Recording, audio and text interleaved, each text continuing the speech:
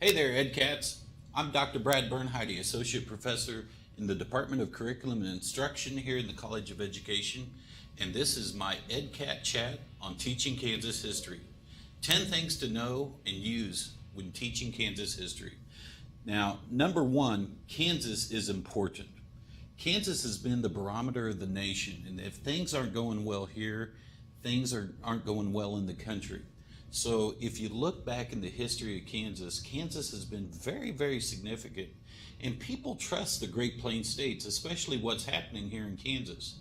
I mean, you could look back into the 1930s with William Allen White. He was the most influential newspaper editor. So in other words, Kansas is big and important to remember about. Number two, there's great resources. The Kansas State Historical Society has great things that you can use in your classroom. Whether it's things like the Read Kansas cards, their website has a bunch of primary sources, and you can find those things at the kshs.org website. Their museum and library in Topeka is awesome, and they have perhaps one of the best textbooks in the country for state history, The Kansas Journey.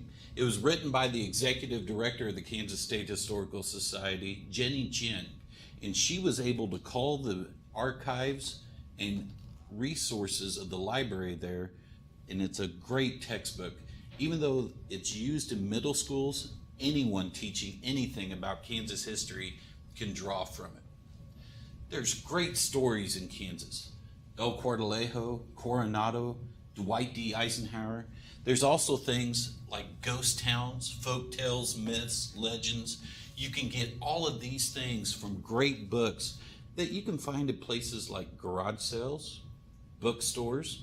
You EdCats should remember the dusty bookshelf down there in Aggieville. You can find books like these there. Also, your libraries have great things. Additionally, Kansas State University's College of Education, we have a great series of documentaries now. One of them that would be great for teaching the Civil War era is Dawn of Day. And it's a great documentary about the Underground Railroad and the role that it played in Kansas. Reason number four, or thing number four to remember, there are historical societies all across the state. 104 of the 105 counties in Kansas have county historical societies and museums. They have people that want to help you. Give them enough time and they will bend over backwards. All you have to do is ask. So make sure that you tap that great local resource. Tip number 5, Kansas History Day. It is a history fair style competition that occurs across the state every year. You can get great information about it at kansashistoryday.org. And this competition has led many students to do research, interpretation, and discover some great things in Kansas. One group of 4 kids from Fort Scott High School back in the 1990s created a presentation called Life in a Jar. It was a story about Irina Sendler, and what this did is uncovered a great story of the Holocaust in Poland. It led to this becoming a dramatized play, and the 4 girls got to go to Washington, D.C., and now help run a foundation to tell the story of Irina Sendler. kansashistoryday.org gives you all the details that you need to know to participate in this great activity. Number 6, Kansas Project Archaeology. Remember I told you about the Kansas State Historical Society? Well, they have a program to help you dig back into the unwritten history of Kansas, the story of Native Americans, and how they lived and understanding their culture and what they did. Kansas Project Archaeology is run by the Kansas State Historical Society and their public archaeologist, Virginia Wolfkuhl, and you can get information and teaching units by attending a simple training there. Great way to get kids thinking critically and a great way to help them uncover a lot of the history of Kansas. Tip number 7, local resources.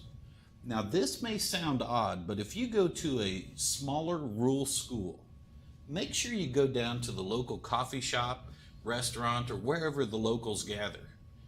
Ask questions about local history there, because a lot of these, quote, old timers have a lot of the stories of the area that you can get a lot of information and uncover a lot of the local history, a lot of the local flavor there. And these folks will share great stories that you'll be able to share and be able to tell a great story to your kids. Tip number 8, field trips. You'll hear a lot of people tell you that schools don't have money for field trips anymore. That may be true, but here's what you can do. Instead of taking kids to these great little historical sites, how about you take the sites to them? If you got something as simple as an iPad or a flip camera, you can go out and do a field trip for your kids. The Beecher Bible and Rifle Church, it's still standing in Wabaunsee today and has services every Sunday. Why don't you go there and show them that the building still stands? Or take them to Alcove Springs, just south of Marysville, the Pawnee Earth Lodges, west of Scandia. You might remember Pillsbury Crossing from your time here in Manhattan. All of these places you can take your kids to by going out and filming it. And it's a lot of fun to go out and have a nice weekend trip, record some history, and then share it with your kids. Tip number 9, the museums. The Eisenhower Museum, the William Allen White Museum, the El Cortalejo Museum, Albany Museum, Threshing Bees, the World War I Museum in Kansas City, county museums. All of these places have people that want to help you and things that you can take from them and share the story with your kids. Finally, tip number 10, it's fun. Getting kids exploring history, having them do hands-on things, working with documents, working with realia. This is what history is all about. And getting your kids to be involved with it is a lot of fun. And that's the biggest thing that you should take with it. You can have a lot of fun with kids teaching them about history. Who knows? You might learn something from it too. That was 10 tips for Kansas history. I hope you enjoyed this EdCat chat, and I hope you learn and teach Kansas history in your classroom.